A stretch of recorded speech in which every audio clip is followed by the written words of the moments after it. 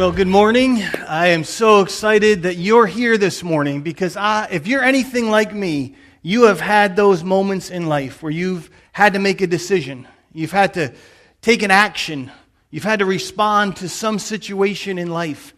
And in that moment, you're sitting there going, I hope I have the wisdom to do the right thing, to know the right thing to do, to know the best way to respond. And if you've ever had those situations, then this series this morning, or this message this morning in the series, the Bible, will help you to have wisdom moving forward. If you've never faced one of those situations, I have news for you. You will. Life is full of those moments where you have to make a choice. You have to make a decision. And what we're going to learn this morning is that the Bible is full of wisdom. As a matter of fact, it points us to wisdom time and time and time again. And so as we jump into the message this morning on the books of wisdom, there's 5 of them. And what we're going to learn is that as we search for wisdom, as we pursue wisdom, as we look for wisdom, the reason it's so important is because it helps to answer what has been called one of the most important questions we can ask, which is this: is this the wise thing to do? In light of my current realities, in light of my life and my family and my finances, in light of what I'm experiencing, is this the wise thing to do? Asking that question helps to answer every other question. Is this the wise thing to do in light of my family situation? Is it the wise thing to do to take this job promotion? Is it the wise thing to do? In light of my finances, is it the wise thing to do right now to go out and buy a car or to buy a house? In light of my relationships and the struggles that I have and the things that I know are going on and the people that have invited me, is it the wise thing to do to go to that party where I may be faced with temptations that I'm going to give into? Is it the wise thing to do? By asking that question, is it the wise thing to do? It helps answer every other question in life. It also helps you to avoid some of the biggest regrets that you'll have in life. Think about it. If you've lived more than maybe 30 seconds, you've probably got some regrets in life. You can look back on big regrets, small regrets, and regrets all the way in between. If you had stopped, if you had paused and asked this question before you got into that situation, would you have avoided a lot of the regrets that you have? By asking this question, is this the wise thing to do? You can avoid a lot of regrets in life. The Bible pushes us to find wisdom, to search for wisdom, to seek wisdom. The problem is this: too often we do not search for wisdom before, but realize we did not use it after. We don't search for wisdom before we speak. We don't search for wisdom before we act. We don't search for wisdom before we decide. But boy, as soon as those words are still floating in the air and entering your wife's ears, you're saying, oh, I didn't use wisdom in saying that. Before you move in some direction, you don't ask, is this the wise thing to do? You just react. You decide out of anger you're going to act a certain way, and then afterward, when the police show up at your front door, you go, I don't think I used wisdom in that moment. See, too often we do not search for wisdom before, but we realize we did not use it after. But the Bible doesn't want us to live like that. God doesn't want us to live like that. The Bible teaches us a better way to live. Here's what it says in the book of Ephesians. It says, be very careful then how you live, not as unwise, but is wise. God wants us to be wise. Make the most of every opportunity because the days are evil. The days are filled with opportunity after opportunity after opportunity to do things that are not wise. But the Bible says, I want to show you how to find wisdom. God, through His Word, points us to wisdom. And the 5 books of wisdom are full of ways in which we can learn how to handle our finances, how to operate in relationships, how to make business decisions. If you name the area of life and look for the answer to that, you'll find it in almost every area of life in these books of wisdom. And they're all so unique and different. There's 5 of them. The book of Job is a story. The book of Psalms is a collection of songs and prayers. The book of Proverbs is simply a number of short, jam-packed statements that are overflowing with wisdom in so many ways. Then you have the book of Ecclesiastes, which is almost like a diary or a blog that someone has written at the end of their life looking back. And then the Song of Songs is a love poem. They're all unique and different, but they all point us to wisdom. So we're going to dive in with the first book, which is the book of Job. The book of Job. Now, the book of Job may be one of the most confounding books that people have when it comes to the Bible, especially the books of wisdom. We turn to it, and we don't understand exactly why these things happen, why God allows it to happen. There's these conversations in the heavens between God and the devil. There's people that are accusing Job of all these things. His wife tells him to just curse God and die. It's all these weird happenings. And there's a lot that we don't know about the book of Job. We don't know who wrote it. We don't know when it was written. There are people who say we don't even know if it was a true story, if it was just allegorical, if it was just a big parable.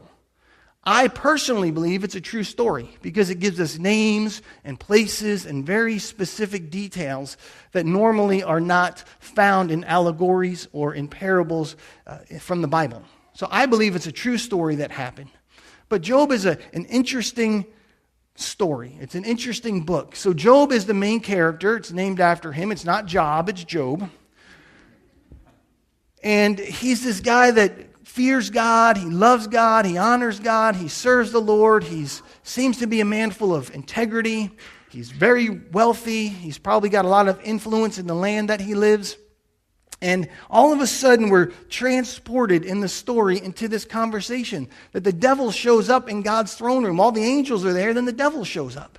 And here's what it tells us in Job chapter 1. The Lord asked Satan, "Have you noticed my servant Job? He is the finest man in all the earth. He is blameless, a man of complete integrity." God is saying this about Job.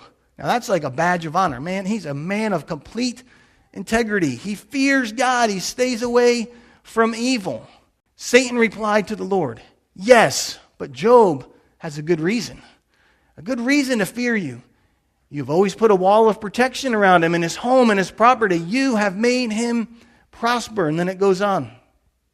"In everything that he does, look how rich he is. But reach out and take away everything he has, and he will surely curse you to your face." So there it is. Here's Job living prosperous, and the devil shows up and says, "Job only acts this way because of all the things that you have."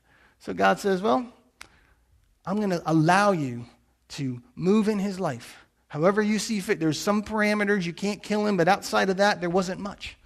And so the devil begins to afflict Job with all kind of calamity. He loses his finances. He loses his possessions. He loses his children. Their lives are taken. He loses his health. And in all that, Job does not curse God. Job does not lift his fist up and say, "God, you're evil for doing this to me."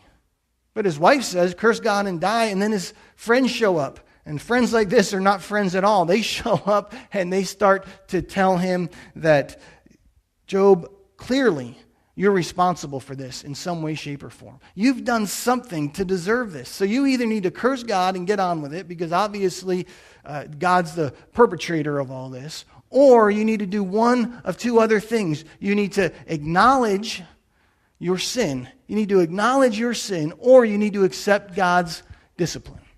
You need to acknowledge your sin, that somehow, some way, you've done something. And if you'll simply repent of it, then these calamities will stop.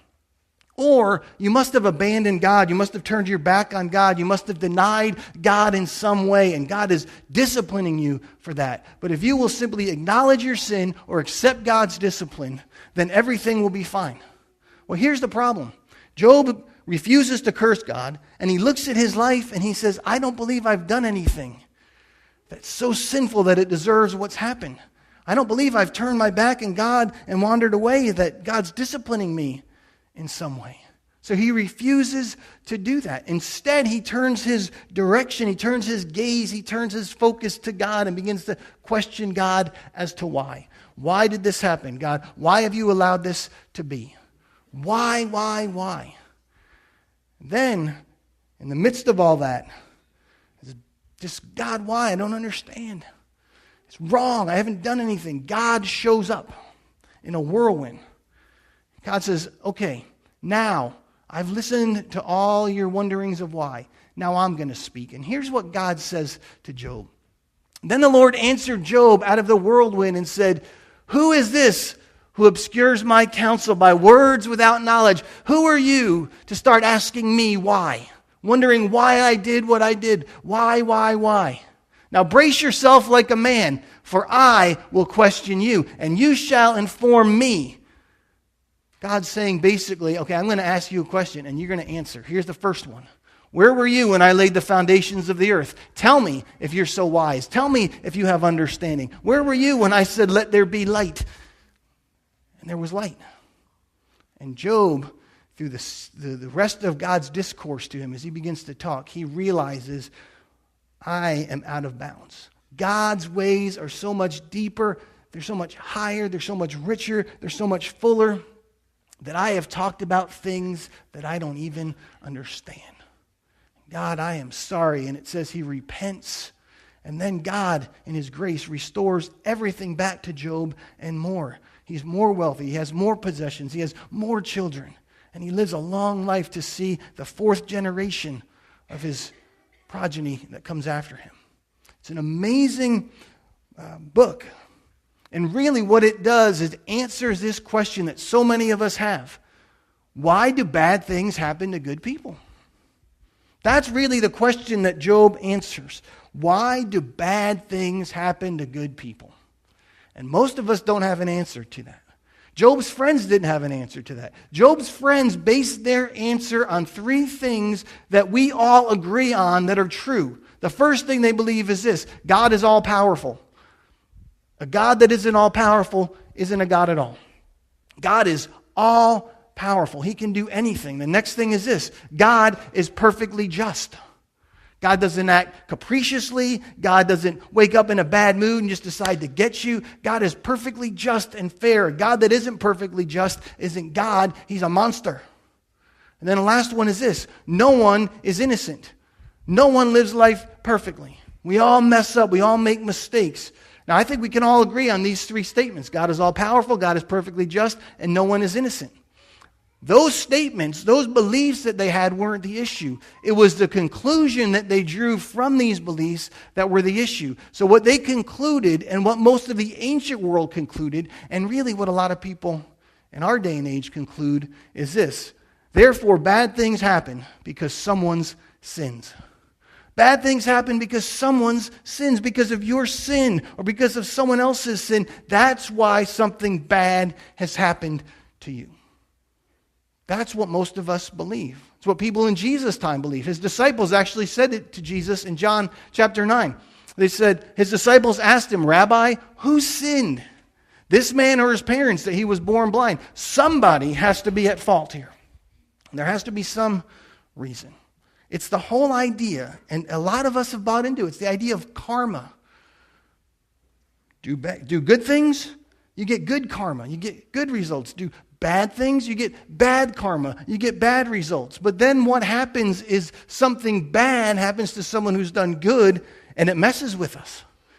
And what do we say? Well, they must have done something. You must have some unconfessed sin in your life. You must have done something. Just own up to it. And we talk about it in the corners.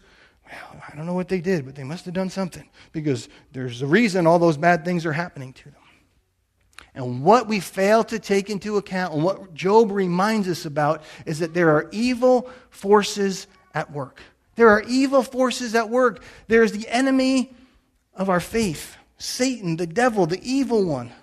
And his forces are at work, and they invade in the affairs of humanity time and time and time again. And sometimes bad things happen, not because someone's done something wrong, but because we live in a world where evil and wickedness is woven through the fabric thereof. And we can't always point to something someone did.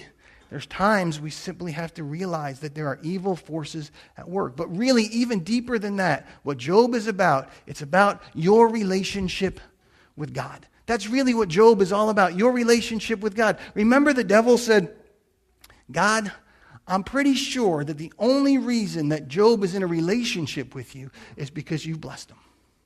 It's because you've done all these good things for him. Nobody would follow you if they weren't rich, if they weren't prosperous, if they weren't protected. If you took all that stuff away, there's no one in the world that would follow you. And God said, have you considered Job? And the devil said, okay, great. I'm going to take everything away, and I guarantee you he'll turn his back on you. And so God said, okay. And he did, but Job didn't. Job remained faithful.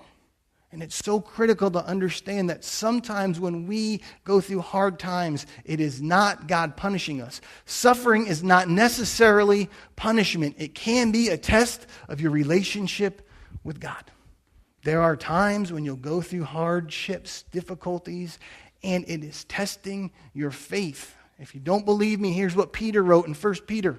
He said, in this you rejoice, though now for a little while, if necessary, you have been grieved by various trials, so that the tested genuineness of your faith, more precious than gold that perishes, though it is tested by fire, may be found to result in praise and glory and honor at the revelation of Jesus Christ.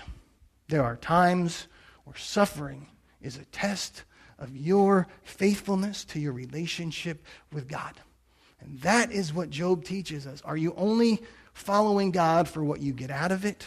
Are you following God? Are you in a relationship with your Heavenly Father because your heart beats for Him, regardless of what He allows into your life? Huge wisdom, because life is not promised to be smooth sailing. We've got to learn to surf the waves. And that's what Job teaches us. Then we move on to the book of Psalms. Now, the book of Psalms is an interesting book. It's a collection of songs and prayers. It's written by a lot of different authors, though David wrote the majority of them. It is one of those books that is loved throughout the world. Psalms actually means, it comes from the Greek translation of the Old Testament. The Septuagint uses the word psalm, which originally meant a stringed instrument like a harp or a lyre. Over time, it grew to mean songs that are sung with a harp or a lyre or a lute. And so that's what it means in Hebrew, the original language. It's Tehillim, which means praises. And it's a collection of praises. And they're some of the most beautiful words, poetry, lyrics that we know.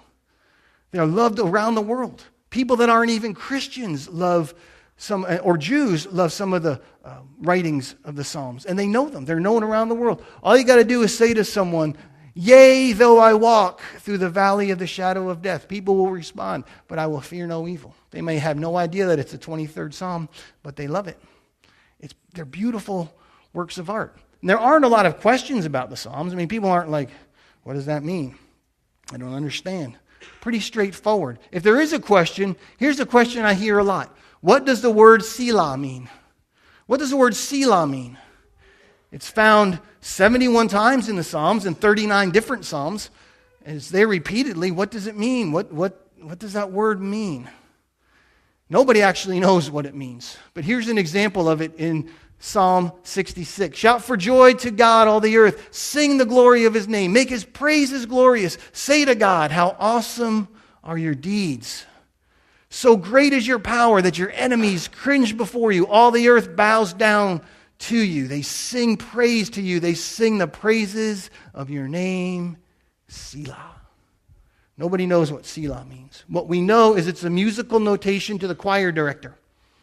Now, there are some guesses of what it means. Some people say it means rest, pause, a brief pause to think about what was just written, what was just sung, because most of them are songs. Think about it. Other people guess that it was a notation for a instrumental interlude, a break between verse 1 and verse 2, and there'd be an instrumental that would be played. Some people say it's actually a notation for a congregational reply, that what was just sung, now the congregation would sing back in a sense of engaging in the psalm. But I actually don't know what the word Selah means. Nobody does.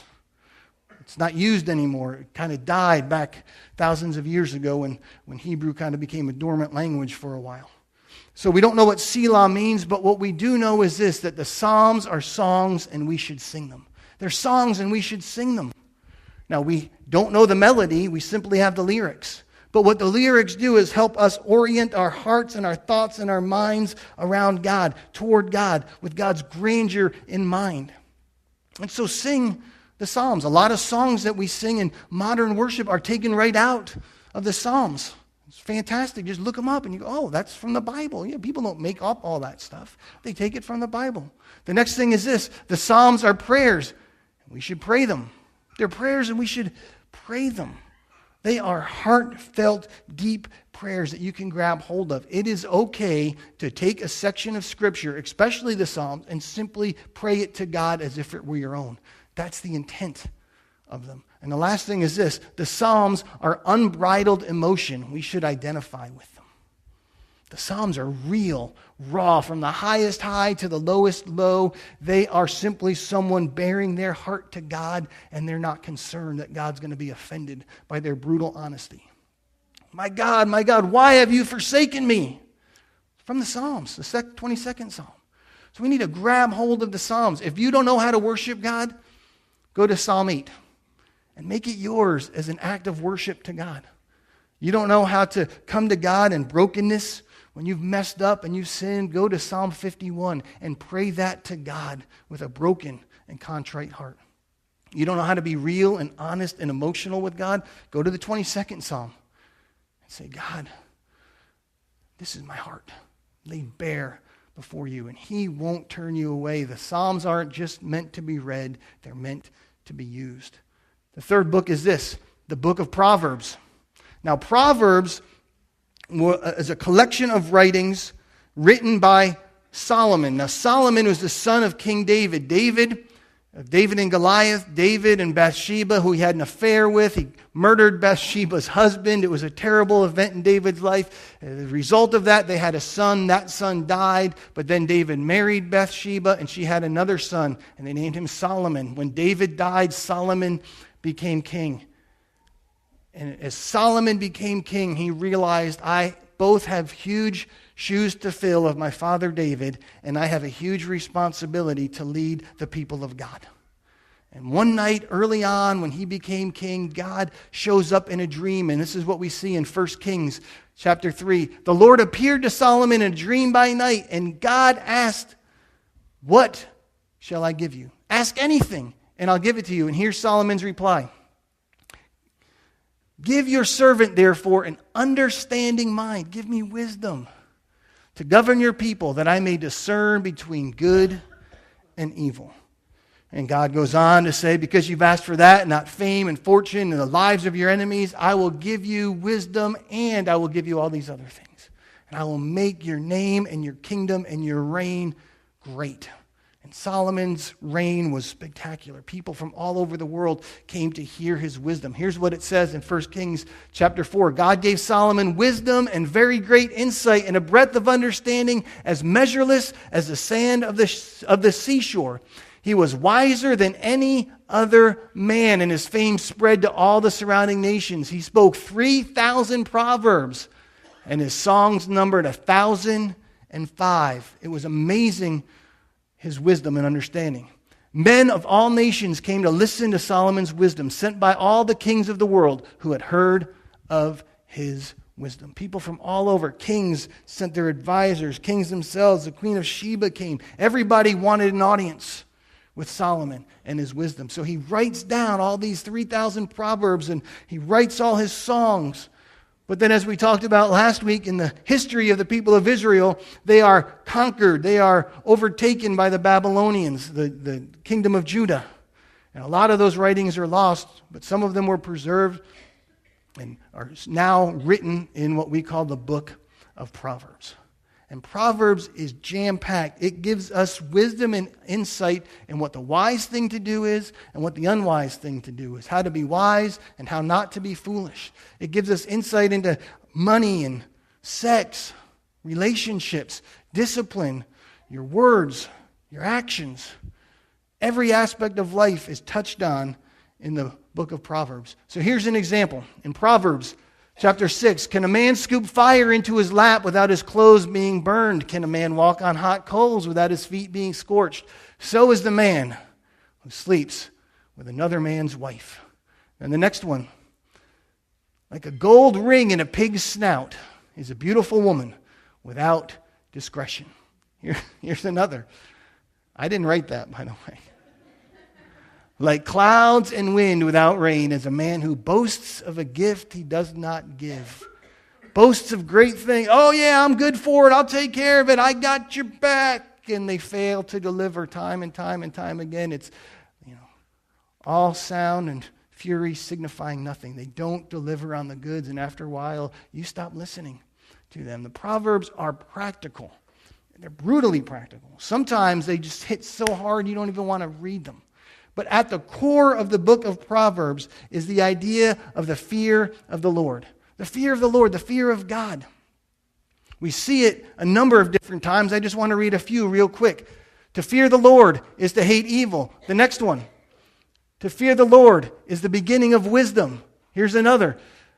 To fear the Lord adds length to life. Here's the last one. The fear of the Lord leads to life. And there's more. You get the idea that the fear of the Lord is hugely important, but what does that mean? It doesn't mean we cringe in fear from God, that He's out to get us. It doesn't mean that we're afraid that God is going to just be in a bad mood, that we have to walk on eggshells around God, that at any moment He might just decide arbitrarily, I'm going to flick Him. Just flick Him real good. It's the idea, imagine if you were out in the open space somewhere, and a tornado comes blowing in. And you see it, and it's coming right towards you, but then at the last, there's a little cave, a little outcropping, and you get in there, and you know, in there you're perfectly safe. And as that tornado rolls by, you're standing there in awe, seeing the power of that tornado, watching it hurl rocks and trees and everything else, but you're perfectly safe, but you also know if I take one step outside of this cave, I'm done. And you stand there in awe, in wonder. You show honor and respect to the power of that tornado. That's what the fear of the Lord is like. It's standing there going, wow, I'm not afraid, but I'm afraid. I'm not fearful, but boy, I know that there is something bigger, more powerful than me, and it can take me out in a moment. See, fearing God means that I want to live a life where my heart and my actions line up with His. Fearing God means wanting to live a life where your heart and your actions line up with Him.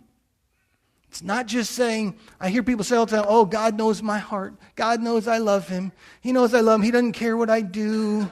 He knows that I love Him. He cares what you do. We always have to remember, God does not just know your heart. He sees your actions. God does not just know your heart. He sees your actions. He looks at what you're doing, and He says, I know what your heart is, but I also judge your actions. And living in the fear of God says, Father, help my heart and my actions to be in line with you. That's the fear of God. And it brings wisdom because it changes how you act, it changes what you say, it changes the decisions that you make. The next book is this, the book of Ecclesiastes. Now, Ecclesiastes, if Job doesn't mess with you, Ecclesiastes will. Ecclesiastes, most people believe, was written by Solomon. It is a book that if you just read bits and pieces, if you just pick it up and randomly turn to a chapter and a verse, you'll be completely confused. Because it doesn't seem to jive with a lot of the rest of the Bible. It says things that are strange, but the key to understanding the book of Ecclesiastes is reading it from beginning to end. It's so confusing that if you simply start at the beginning and stop, you will not understand what it's talking about. Here's what the second verse in the book says. Meaningless, meaningless, says the teacher. Utterly meaningless. Everything is meaningless. Well, there you go.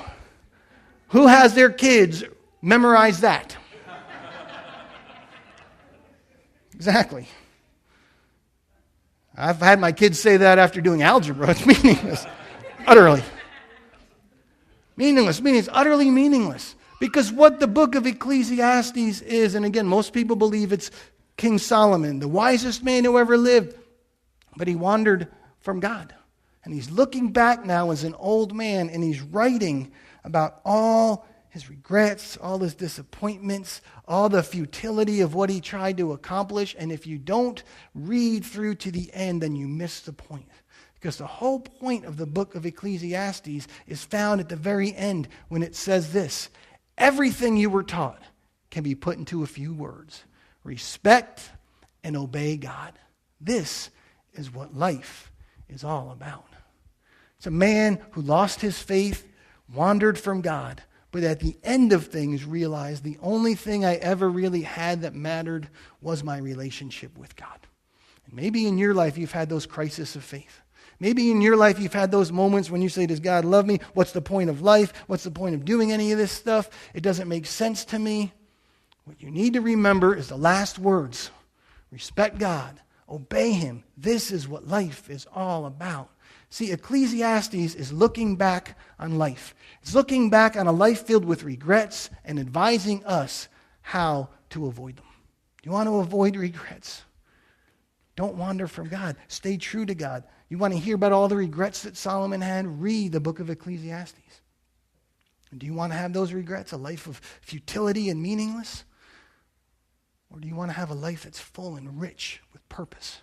Ecclesiastes, it's a book that will mess with you, but it's a book worth reading.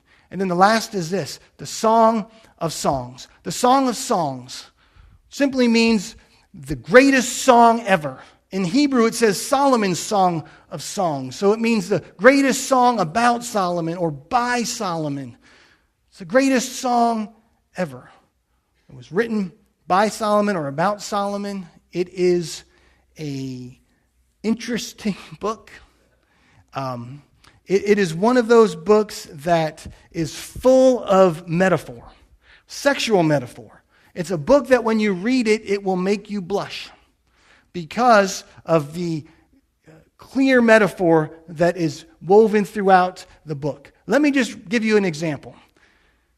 Song of Songs, chapter 1, let him kiss me with the kisses of his mouth. For your love is more delightful than wine. Take me away with you. Let us hurry. Let the king bring me into his chambers. And then later on, I slept, but my heart was awake. A sound. My beloved is knocking. I had put off my garment. How could I put it back on? I had bathed my feet. How could I soil them again? My beloved put his hand to the latch, and my heart was thrilled within me. I arose to open to my beloved, and my hands dripped with myrrh. Who wants their kids to read the Bible? I'll read one more. I say I will climb the palm tree and lay hold of its fruit.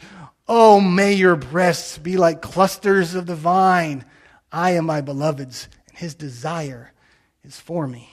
Now, I'm going to stop lest people get offended that I read the Bible in church. But I do want to say the Song of Songs is a great book.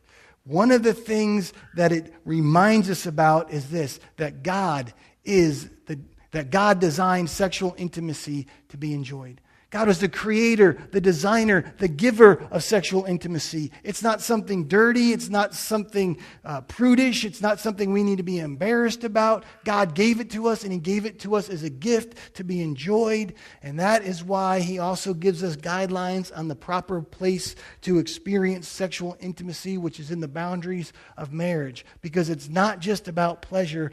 Our sexual expression is a sacred act. The two become one. The two become one.